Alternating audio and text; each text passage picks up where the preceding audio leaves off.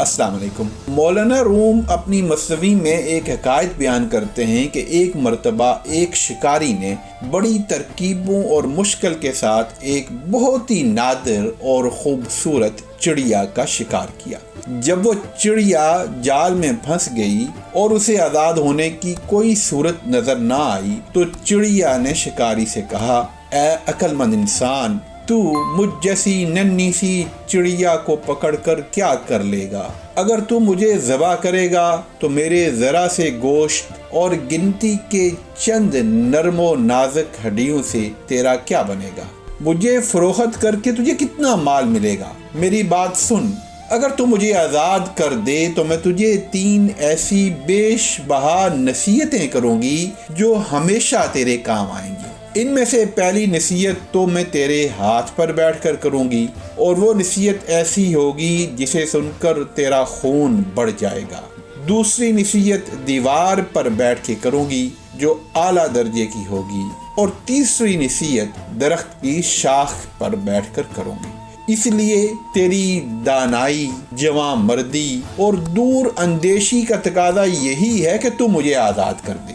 ان تینوں نصیحتوں پر عمل کر کے تو دنیا میں بڑا نام پا سکتا ہے۔ شکاری نے تھوڑی دیر غور کیا اور سوچا کہ ہو سکتا ہے کہ اس چڑیا سے مجھے کوئی بڑی نصیحت مل جائے، اس کے چھوٹے سے بدن سے میں اور کیا فائدہ حاصل کر سکوں گا۔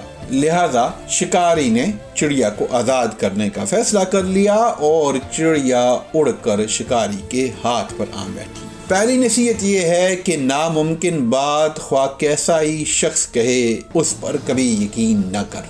یہ کہہ کر چڑیا پھر سے اڑی اور دیوار پر جا بیٹھی۔ اس نے پھر دوسری نصیحت یہ کی کہ گزری ہوئی بات کا کبھی غم نہ کر۔ یہ نصیحت کرنے کے بعد چڑیا نے کہا کہ میں تجھے تیسری نصیحت کرنے سے پہلے ایک بات بتانا چاہتی ہوں، اور وہ یہ ہے کہ میرے وجود میں 10 درہم وزن کا ایک ایسا قیمتی موتی ہے جس کی قیمت پوری دنیا کی دولت مل کر بھی ادا نہیں کر سکتی۔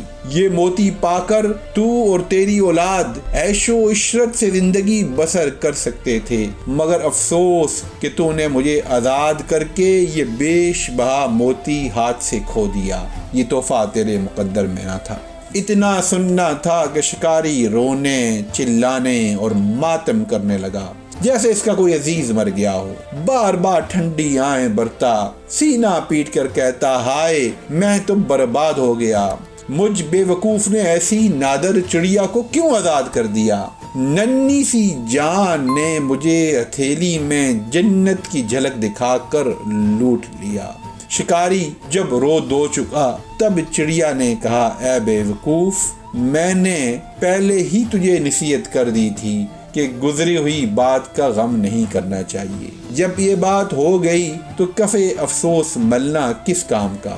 دوسرا چڑیا نے کہا، ارے ناداں، تو نے میری پہلی نصیحت کو غور سے سنا ہی نہیں۔ میں نے کہا تھا کہ ناممکن بات کا ہرگز یقین نہیں کرنا، خواہ وہ کیسی ہی کیوں نہ ہو۔ ذرا سوچ تو صحیح، مجھ سی ننھی جان کا پورا وجود 3 درہم وزن سے زیادہ نہیں، بھلا 10 درہم وزن کا موتی میرے وجود میں کیسے آ گیا؟